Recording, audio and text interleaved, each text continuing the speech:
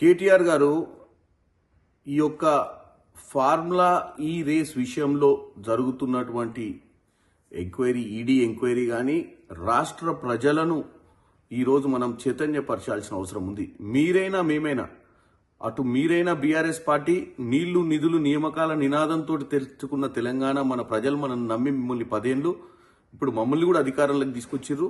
మనం అందరం కూడా బాధ్యతగా వ్యవహరించాల్సిన అవసరం ఉంది. అయితే ఈరోజు ఈ రేస్ విషయంలో ప్రజలకు కూడా కన్ఫ్యూజన్ ఉంది, అసలు ఏం జరిగిందని. నేను 2 నిమిషాలల్లో వాస్తవాలు తెలియజేద్దాం అనుకుంటున్నాను. రామారావు గారు, మీరు ఒక యువరాజుగా, మీ నాయన ఒక రాజుగా ఈ రాష్ట్రానికి ఎప్పటికీ మీరే పరిపాలిస్తారు అన్న ఒక ఆలోచనతోటి మీరు ఒక యువరాజుగానే వ్యవహరించారు. ఎందుకంటే ఈరోజు ప్రభుత్వం పోయిన తర్వాత వాస్తవాలన్నీ బయటకు వస్తుంటే మీరు డ్రామాలు చేయడానికి ప్రయత్నం చేస్తారు.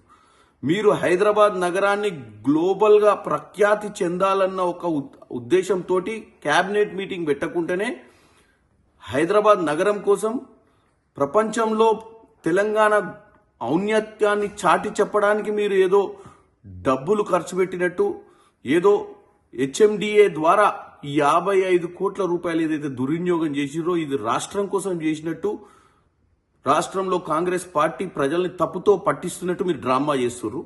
ఇది వాస్తవం కాదు. వాస్తవం ఏందో నేను చెప్తున్నానండి, ఒకటే ముక్కలే చెప్తా.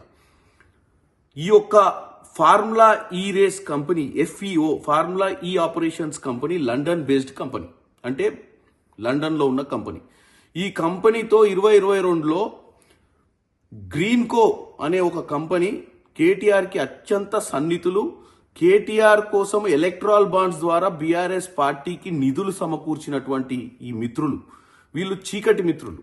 ఈ మిత్రులకు సంబంధించిన ఫార్ములా నెక్స్ట్ జనరేషన్ అనే ఒక కంపెనీని వీళ్ళు ఫ్లోట్ చేసి, ఈ కంపెనీకి సంబంధించినటువంటి, అంటే ఈ గ్రీన్కోకు సంబంధించినటువంటి ఈ కంపెనీ ఏదైతే ఒప్పందం కుదిరించుకుంది FEO తోటి, ఏమని, హైదరాబాద్ నగరానికి వీళ్ళు ఈ రేస్ని తీసుకురావాలి అన్న ఒప్పందం 90 కోట్ల ఒప్పందం. 90 కోట్లలో 30 కోట్లు మాత్రమే కట్టిరు వీళ్ళు. కట్టి మిగతా 60 కోట్లు కట్టకుండా తప్పించుకునే ప్రయత్నం చేసిరు. ఎందుకంటే మాకు నష్టాలు వస్తున్నాయి, మేము కట్టమని చెప్పి. ఈ FEO కంపెనీ లండన్ నుంచి పదే గ్రీన్కో కంపెనీకి మిగతా 60 కోట్లు కట్టాలి, లేదా లీగల్గా వాళ్ళు యాక్షన్ తీసుకునే ప్రయత్నము, టర్మినేట్ చేసే ప్రయత్నం కూడా చేస్తామని చెప్పడం జరిగింది. 2023లో రేస్కు సంబంధించి 2022లో అగ్రిమెంట్లు చేసుకొని 30 కోట్లు కట్టి 60 కోట్లు ఎగ్గొట్టితే నోటీసులు సర్వ్ చేస్తే ప్రజలకు తెలిసిపోతుంది అని చెప్పి వీళ్ళు చేసిన భాగోతము.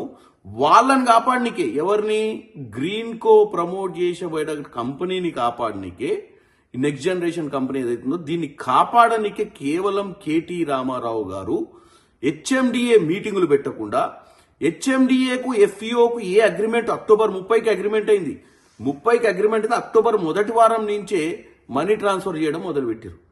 మనీ ట్రాన్స్ఫర్ చేసి ఇప్పుడు ఏం చెప్తుర్రు, తెలంగాణలో ఉన్న హైదరాబాద్ నగరానికి ప్రఖ్యాతి కోసం ఈ పని చేసిన అంటారు. ప్రఖ్యాతి కోసం చేయలే. 60 కోట్ల రూపాయలు గ్రీన్కో సంస్థ కట్టాల్సిన డబ్బుల్ని కాపాడే ప్రయత్నం కేటీఆర్ గారు మన ప్రజల డబ్బుతో ఎటువంటి క్యాబినెట్ మీటింగ్ పెట్టకుండా, ఎటువంటి అప్రూవల్స్ లేకుండా కూడా 55 కోట్లు గ్రీన్కోని కాపాడనీకి పంపించినట్టుగా క్లియర్గా అర్థమవుతుంది మనకు. కాబట్టి కేటీ రామారావు గారు, మీ డ్రామాకు ఆస్కార్ అవార్డు వస్తుంది, కానీ తెలంగాణ ప్రజల చెవిలో పువ్వు పెట్టడానికి ప్రయత్నం చేయకండి. ఇది కేవలం ఒక మిత్రుని కాపాడే ప్రయత్నంలో మీరు ప్రజల సొమ్ముని దుర్వినియోగం చేసినట్టుగా క్లియర్గా కనపడుతుంది. ఇంకా మనం తప్పుతో పట్టియొద్దు. వాస్తవంగా ఈరోజు ఈడీ కానీ సుప్రీంకోర్టు కానీ వాళ్ళు నిజ నిర్ధారణ చేస్తారు. ఈరోజు నేను చెప్పాల్సిన అవసరం ఎందుకు వచ్చిందంటే, ఈ ఎంక్వైరీ నడిచేటప్పుడు కూడా మీరు ఇంకా ప్రజలను తప్పుతో పట్టియొద్దు. ఇంకెన్నెన్ని ఘనకార్యాలు మీరు 10 ఏళ్లలో చేసిరో అన్ని కూడా బయటకు వస్తాయని తెలియజేస్తున్నాను. ప్రపంచంలో ఏ మూల ఏ క్షణం ఏం జరుగుతుందో వేగంగా తెలుసుకోవడానికి తొలి వెలుగు వాట్సాప్ ఛానల్ని ఫాలో చేయండి.